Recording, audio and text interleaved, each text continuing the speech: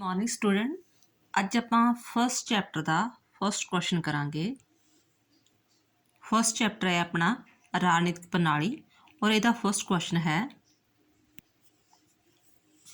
बेटा राजनीतिक प्रणाली तो तुहाडा की भाव है तो इसदियां विशेषताइयां का वर्णन करो।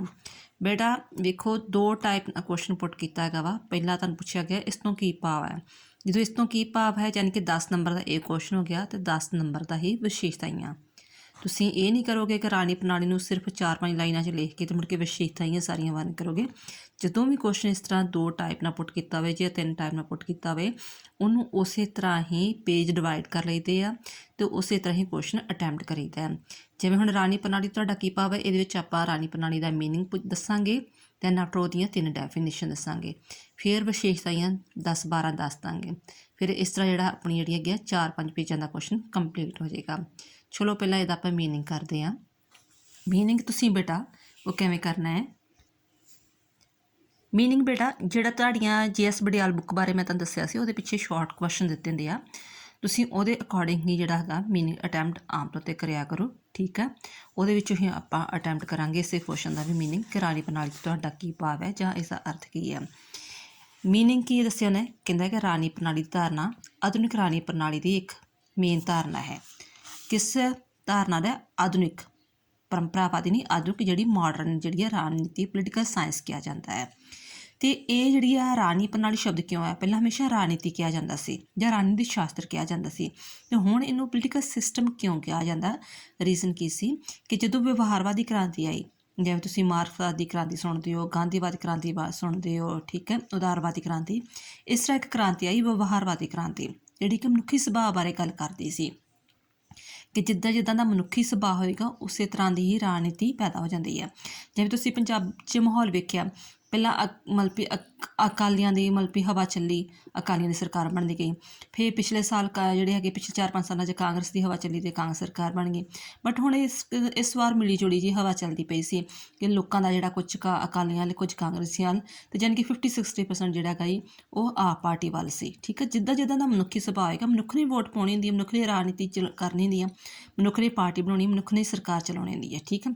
इस करके उन्हें व्यवहार मतलब मनुख के सुभाਅ अकॉर्डिंग, ठीक है। जो ये उन्होंने ये स्टडी किया कि मनुख का जिद्दां दा सुभाਅ होएगा उस तरह ही उत्थों के देश की राजनीति हुंदी है। तो ये व्यवहारवादी क्रांति है।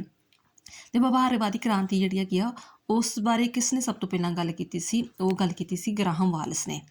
ग्राहम वालिस ने गल कीती सी अपनी किहड़ी किताब विच राजनीति विच मनुखी सुभाਅ, ठीक है, कि राजनीति विच मनुखी सुभाਅ की बहुत वड्डी जिहड़ी हैगी देन वा। कलियां सिर्फ पार्टियां बना लेनियां, इंस्टीट्यूशन बना लेना है, ये गल नहीं। जेकर मनुखी सुभाਅ जिधर झुक गया उधर ही राजनीति की हवा झुक जाती है। दूजी किताब लिखी सी जिहड़ी हैगी आ ये अमरीकी विद्वान आर्थर बेंटले, उन्हें भी इस तरह ही किताब लिखी सी शासन की प्रक्रिया, कि शासन जिहड़ा हैगा प्रोसैस ऑफ गौरमेंट, सरकार किवें चलदी है, कि जिद्दां दा मनुखी सुभाਅ होएगा उदां दी सरकार चलेगी जिधर मनुक्खां दा झुकाव होएगा। यानी कि दो विद्वानां दी बहुत वड्डी देन है जदों आपां राजनीति शास्त्र के थां ते पोलीटिकल सिस्टम वर्ड यूज़ करना शुरू कर दिता। एक हैगा सी ग्राहम वालिस जिन्हें अपनी किताब लिख दी है राजनीति विच मनुखी सुभाਅ, दूजा हैगा सी आर्थर बेंटले जिन्हें अपनी किताब लिखी सी शासन की प्रक्रिया। इन्हां दोनों की किताबां दी देन करके इहदे विच जिहड़ी हैगी नवीं जिहड़ी एक नवीं विचारधारा आउण लग पई कि नहीं सिर्फ असी रस्मी संस्थावां तक नहीं रहना है, असी जिहड़ियां हैगियां गैर रस्मी संस्थावां वां जिहड़ियां राजनीति नूं प्रभावित कर रही उन्हां बारे भी स्टडी करनी है। फिर उन्होंने इस चीज़ विच कहा कि सानू सिर्फ राजनीतिक संस्थावां जिहड़ियां कार्यपालिका, विधानपालिका, न्यायपालिका यानी कि जिहड़े मंत्री परिषद हुंदे आ, संसद दे मैंबर हुंदे आ जां जुडिशरी वगैरह हुंदी आ, सिर्फ उन्हां दा ही स्टडी अध्ययन दा मतलब स्टडी नहीं करनी, सगों असीं गैर रस्मी संस्थावां दा भी अध्ययन करना है क्योंकि वो भी उस दी राजनीति नूं प्रभावित करदे आ। दैन आफ्टर फिर जिहड़ा हैगा डेविड ईस्टन, तीजा विद्वान आया डेविड ईस्टन, उन्हें अपनी किताब लिखी राजनीतिक प्रणाली। बेटा पहला दो विद्वान सी, ग्राहम वालिस ने लिखी राजनीति विच मनुखी सुभाਅ, दूजे आर्थर बेंटले ने लिखी शासन की प्रक्रिया, तीजा विद्वान आया फिर जिहड़ा हैगा 21वीं सदी का जिहड़ा हैगा वो डेविड ईस्टन सी। उन्हें अपनी किताब लिखी राजनीति प्रणाली, पोलीटिकल सिस्टम ही उन्हें किताब लिखता। उन्हें सब तो पहला जिहड़ा ये वर्ड यूज़ किया ਜਿਹੜੇ ਆਪਾਂ ਹੁਣ ਰਾਜਨੀਤੀ ਪ੍ਰਣਾਲੀ ਪੜ੍ਹਦੇ ਆ ਨਾ, ਪੋਲੀਟੀਕਲ ਸਿਸਟਮ, ਉਹਨੇ ਸਭ ਤੋਂ ਇਹ ਵਰਡ ਯੂਜ਼ ਕੀਤਾ ਅਤੇ ਉਹਨੇ ਇਸ ਵਿੱਚ ਬਹੁਤ ਵੱਡੀ ਕ੍ਰਾਂਤੀ ਲਿਆ ਦਿੱਤੀ ਕਿ ਰਾਜਨੀਤੀ ਕੇ ਐਕਚੁਅਲੀ ਹੈ ਕੀ ਹੈ, ਪ੍ਰਣਾਲੀ ਕੀ ਹੈ। ਉਹਨੇ ਇਹ ਗੱਲ ਸਾਬਤ ਕਰ ਦਿੱਤੀ ਕਿ ਜਿੱਥੇ ਮਰਜ਼ੀ, ਜਿਹੜਾ ਮਰਜ਼ੀ ਦੇਸ਼ ਹੋਵੇ ਦੁਨੀਆ ਦਾ, ਉੱਥੇ ਹਮੇਸ਼ਾ ਇਹ ਮੇਨ ਚੀਜ਼ ਚੱਲਦੀ ਆ, ਇਨਪੁੱਟ ਨੂੰ ਆਊਟਪੁੱਟ ਕਰਨਾ, ਯਾਨੀ ਕਿ ਨਿਵੇਸ਼ਾਂ ਨੂੰ ਨਿਕਾਸਾਂ ਵਿੱਚ ਬਦਲਣ ਦੀ ਪ੍ਰਕਿਰਿਆ ਹੈ। ਭਾਵ ਕਿ ਹਮੇਸ਼ਾ ਪਹਿਲਾਂ ਲੋਕਾਂ ਕੋਲ ਡਿਮਾਂਡਸ ਮੰਗੀਆਂ ਜਾਂਦੀਆਂ ਕਿ ਤੁਸੀਂ ਕੀ ਚਾਹੁੰਦੇ ਹੋ, ਦੈਨ ਆਫਟਰ ਉਹਦਾ ਸਰਵੇ ਕਰਕੇ ਉਸੇ ਹਿਸਾਬ ਨਾਲ ਕਾਨੂੰਨ ਬਣਦੇ ਆ। ਜੇਕਰ ਤੁਸੀਂ ਲੋਕਾਂ ਦੇ ਅਨੁਸਾਰ, ਲੋਕਾਂ ਦੀਆਂ ਮੰਗਾਂ ਅਨੁਸਾਰ ਕਾਨੂੰਨ ਨਹੀਂ ਬਣਾਉਂਦੇ ਤਾਂ ਫਿਰ ਸਰਕਾਰ ਕਾਮਯਾਬ ਨਹੀਂ ਹੁੰਦੀ ਹੈਗੀ। ਠੀਕ ਹੈ, ਇਹ ਇਸ ਦਾ ਮੀਨਿੰਗ ਆ ਗਿਆ। ਦੈਨ ਆਫਟਰ ਤੁਸੀਂ ਸਟਾਰਟਿੰਗ 'ਚ ਇੱਦਾਂ ਲਿਖੋਗੇ, ਬਾਅਦ ਵਿੱਚ ਥੋੜ੍ਹੀ ਆਪਣੀ ਵਰਡਿੰਗ 'ਚ ਲਿਖ ਸਕਦੇ ਹੋ।